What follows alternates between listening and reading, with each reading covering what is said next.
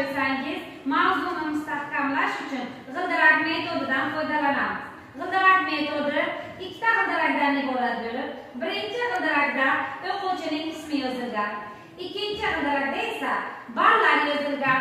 O'qituvchi tomonidan o'quvchi tanlanadi va ikkinchi g'ildirakdan o'quvchi chiqib o'ziga mos ball tanlaydi. O'yin tushunarli bo'lsa, boshlaymiz. Birinchi g'ildirakdan o'qituvchi o'quvchini tanlaydi. Birinchi o'quvchimiz Alisher.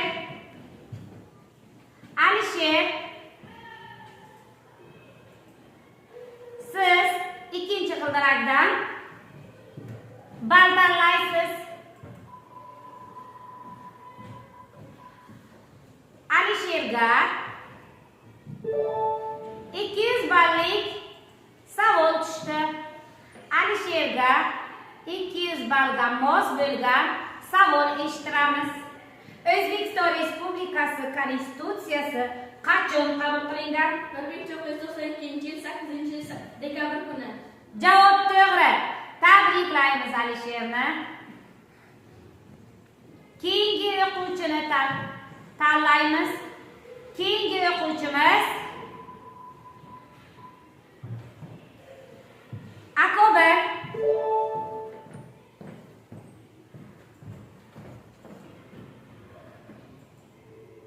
Marhamat Akobir, o'zingizga ball tanlaysiz.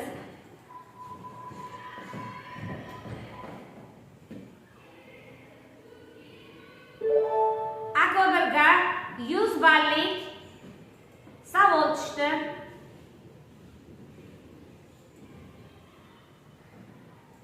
Marhamat, kamsitilgan insonda qanday hissiyot kechinmalari bo'ladi?